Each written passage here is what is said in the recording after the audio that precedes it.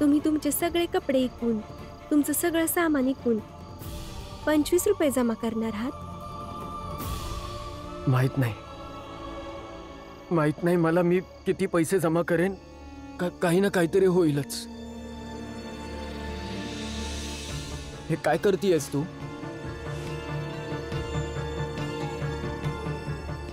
तुमचेच कपडे कशाला? मी पण माझे सारे कपडे इकून टाकते.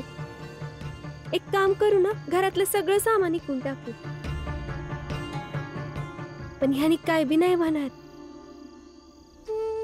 वय भीमभाऊ, आणि हे समजा इकून जे पैसे येतील त्यानं काय नाही होणार. मग काय करू मी? पैसे तर पाहिजेत ना वहिनी. तुम्ही सांगा मी करू काय?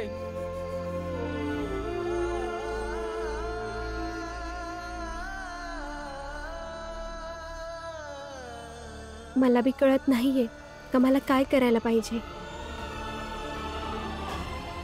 फक्त एवढं माहितीये, आपण आज जसं दिवसभर प्रयत्न केला तसा रोज करू. उद्या करू, परवा करू, रोज करू. पण असं हार मानून नाही बसायचं.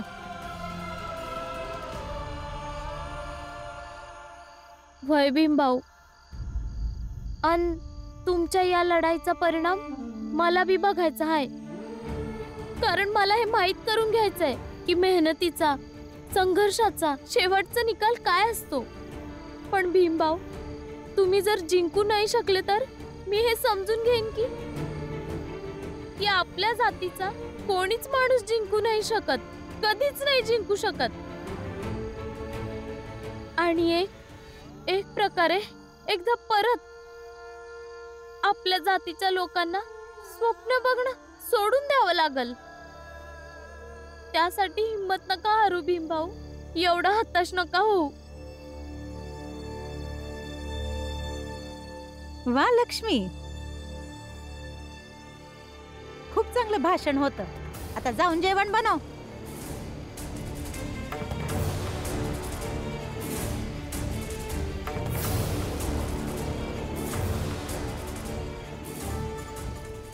या अशा अडचणीच्या येळेत मी भीमची साथच सोडली.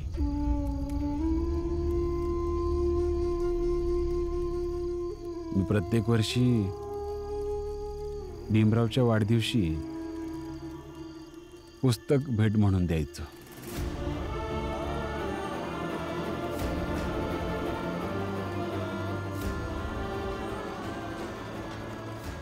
यावेळी ते बी नाही देऊ शकणार. अजून भीमच्या वाढदिवसाला काही दिवस बाकी आहे. यावर्षी भीम आपला वाढदिवस साजरा करेल तर माहित नाही तोपर्यंत काय काय होणार.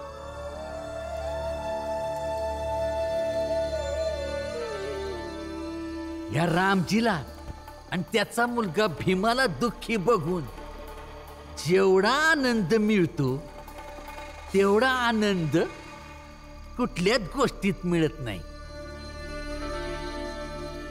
दुःख तर या गोष्टीचा रामजी की आपण तिघं बी भीमपेक्षा मोठ्या, आणि असं असून बी आपण तिघं मिळून बी भीमासाठी काय नाही करू शकत. तेच तर काका, जेव्हा आई सोडून गेली होती आम्हाला तर हेच सांगून गेली होती की आनंद, आपल्या भीमची काळजी घे. आनंद, अभ्यासात लक्ष दे आणि त्याबरोबर भीमाची बी काळजी घे. बाळा भाऊ कधीच स्वतः सोबत नव्हते भीमच्या, पण नेहमी म्हणायचे आनंद आहे ना, हा राहील ना भीमच्या सोबत.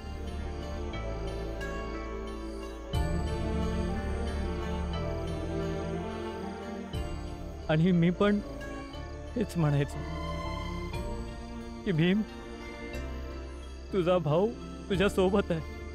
मी नेहमी तुझ्या सोबत राहीन, आणि नेहमी तुझ्या सोबत राहण्याचा अर्थ हा आहे मी ते सगळं करेन जे तुझ्यासाठी चांगलं असेल. आनंद असताना भीमरावच्या शिक्षणात कधी बाधा येणारच नाही. बाबा, आज जेव्हा माझ्या भावाचं स्वप्न त्याच्या हातातून निसटतंय, तेव्हा त्याचा हा भाऊ नाहीये त्याच्यासोबत. त्याचं दुःख अजिबात नाही वाटून घेऊ शकत. किती कमनशिबी आहे हा भाऊ.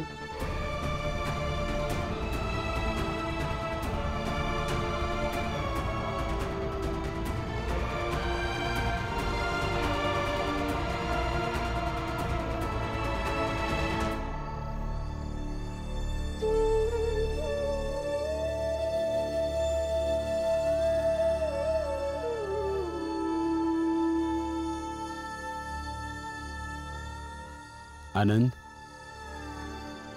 आपण त्याची अभ्यासात मदत नाही करू शकत, पण त्याचं दुःख तर कमी करू शकतो ना. पर कसं? रमा अजूनही कळत नाहीये. कुठून आणणार एवढे पैसे? काही ना काही मार्ग नक्की निघन. तुम्ही फक्त दुःखी नका हो, अजिबात नाही.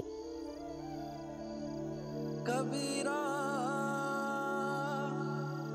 जब हम पैदा हुए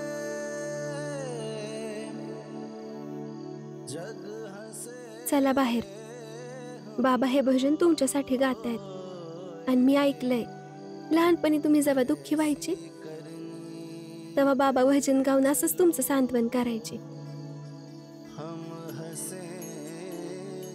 चला. चदरिया झीनी रे झीनी, चदरिया झीनी रे झीनी, चदरिया झीनी रे झीनी, चदरिया झीनी रे झीनी.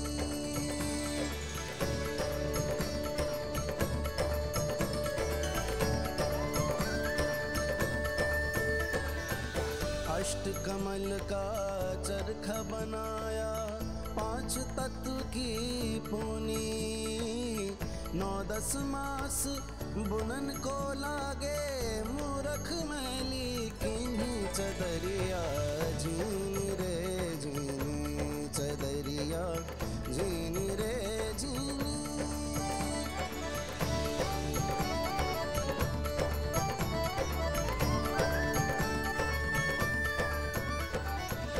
जब मोरी चादर बन घर आई, रंग रेज को दीन्ही, ऐसा रंग रंगा रंग रे ने लालो लाल कर दीन्ही. चदरिया झीनी रे झीनी, चदरिया झीनी रे झीनी.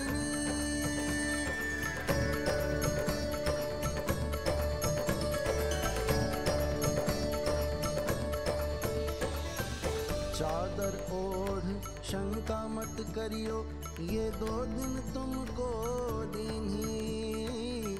मूर्ख लोग भेद नहीं जाने, ये दिन दिन मैली किन्हीं. चदरिया झीनी रे झीनी, चदरिया झीनी रे झीनी.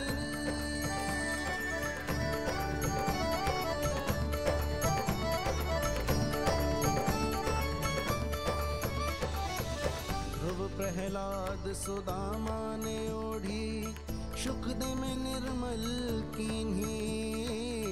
दास कबीर ने ऐसी ओढ़ी, जो की त्यों धर दीन्ही. चदरिया झीनी रे झीनी, चदरिया झीनी रे झीनी, चदरिया झीनी रे झीनी.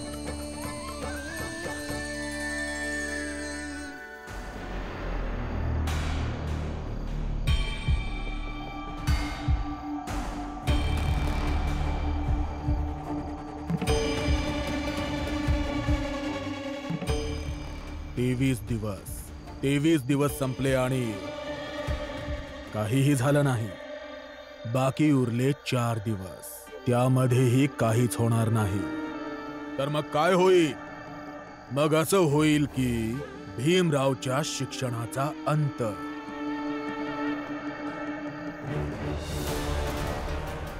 रामजी, तू खूप दुःखी दिसतोयस. तू एक काम कर, तू भजन गा आणि आपलं दुःख कमी कर. मालक, आता तर हे दुःख कायमस्वरूपी राहील आणि रामजी रातच्याला कायम असं भजन गातच राहील. कमीत कमी आम्हा लोकांचं मनोरंजन तर होत राहील ना. हा हितेश हा सांगत होता की 14 एप्रिलला या भीमरावचा वाढदिवस आहे. कमीत कमी या वाढदिवसा दिवशी तर याला हे लक्षात येईल की याच्या जीवनाचा खरा उद्देश काय आहे. हा जन्माला का आलाय? फक्त आमची सेवा करण्यासाठी, शिक्षण घेण्यासाठी नाही.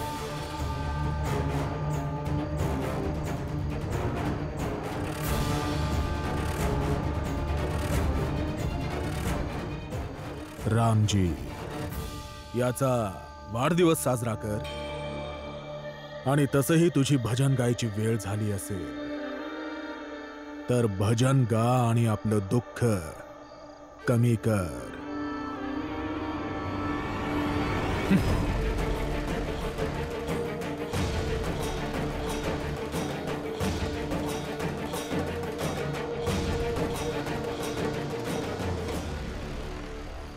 आणि रामजी, जास्त विचार नको करू. अरे काय भजन? अरे वय रामजी, अरे कर आमचं मनोरंजन. हो रामजी काका, भजन ऐकवा ना. 23 दिवस संपले आणि बाकी उरले 4 दिवस. मग होईल असं की भीमरावच्या शिक्षणाचा अंत. मग तर हे दुःख कायमस्वरूपी राहील. कमीत कमी या वाढदिवसा दिवशी तर ह्याला हे लक्षात येईल की याच्या जीवनाचा खरा उद्देश काय आहे. फक्त आमची सेवा करण्यासाठी, शिक्षण घेण्यासाठी नाही.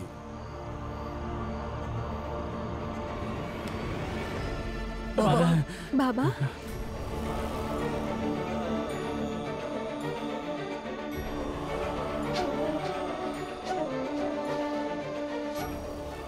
बाबा तुम्ही ठीक आहात ना?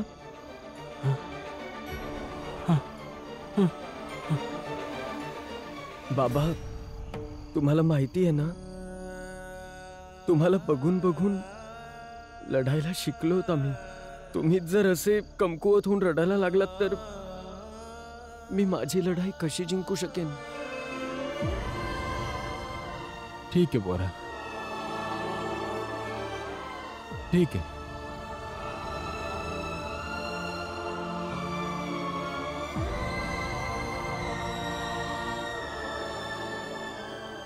चल पोरा.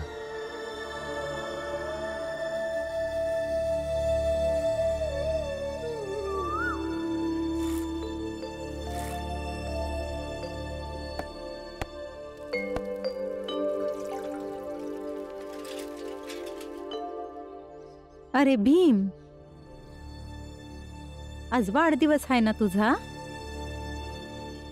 पण हे किती वाईट की आनंदी व्हायचं तर काही कारणच नाही तुझ्याकडं. इतक्या दिवसात जे नाही झालं ते 4 दिवसात काय होणार? हा भीम,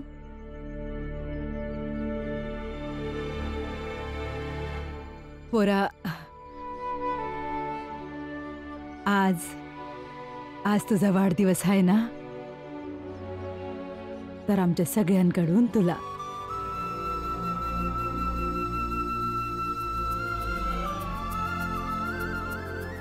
खूप खूप आभार.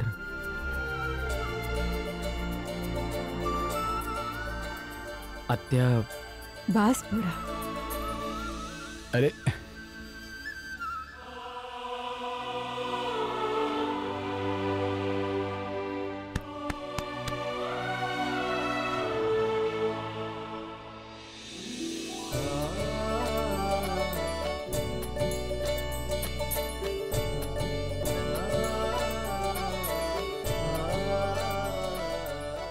सुखी राहा पोरा.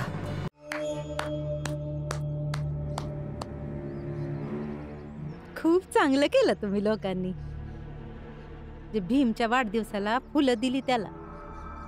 आता फुलं घेऊन जाईल की तो काम शोधायला, पण कसं दिसल ते? एका हतबल माणसाच्या हातात फुलं. त्याच्या प्रयत्नाने काय नाही होणार.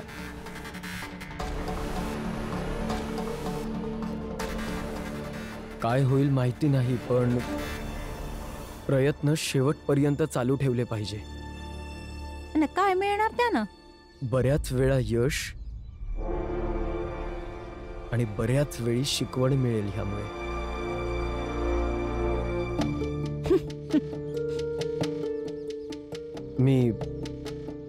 मी येतो.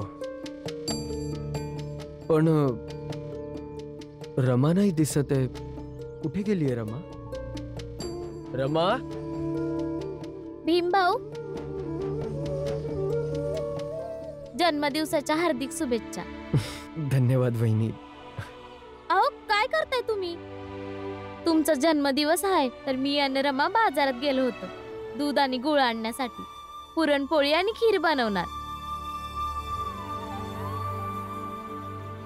पण माहित नाही अर्ध्या रस्त्यातून रमा कुठं निघून गेली.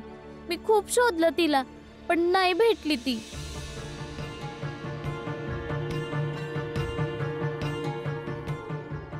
मला माहिती आहे रमा कुठे असेल. आलोच मी.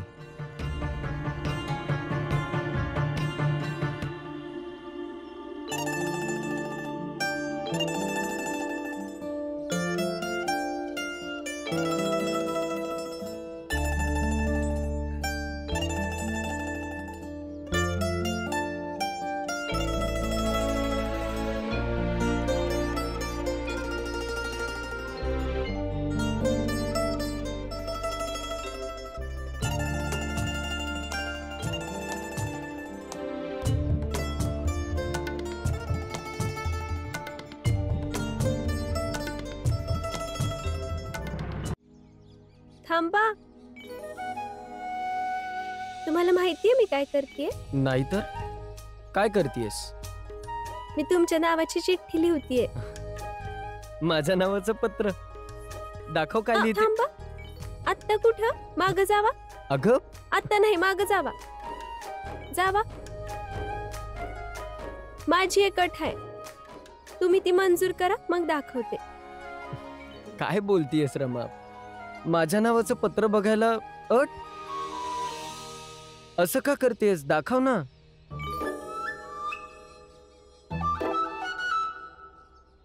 अच्छा ठीक आहे, सांग सांग अट काय आहे?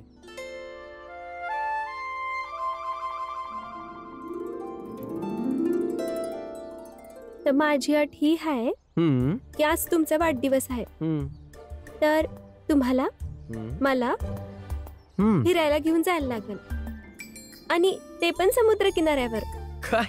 आणि ऐका, तुम्ही ऐका, जेव्हा आपण इकडून फिरून घरी जाऊ ना, तेव्हा मी देईन तुम्हाला चिठ्ठी वाचायला.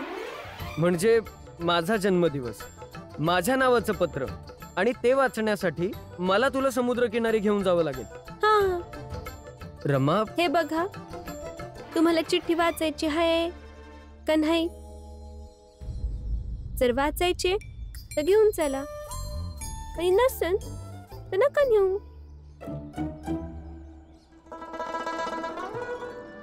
तसं मी तुम्हाला एक गोष्ट सांगूनच टाकते. काय? या चिठ्ठीमध्ये ना मी तुमच्यासाठी एक खास गोष्ट लिहिलीये. रमा आपल्या पतीच्या वाढदिवशी साधी सुधी चिठ्ठी थोडीच लिहणार आहे. वाचायची आहे? हो, वाचायची. आता नाही, आधी फिरायला घेऊन चला. असं काय या पत्रात? आता तर मला पण हे पत्र वाचायची उत्सुकता वाढली. ही चिठ्ठी अशी आहे ज्याने तुमचे सगळे विचार बदलतील, सगळं वातावरणच बदलून जाईल. चल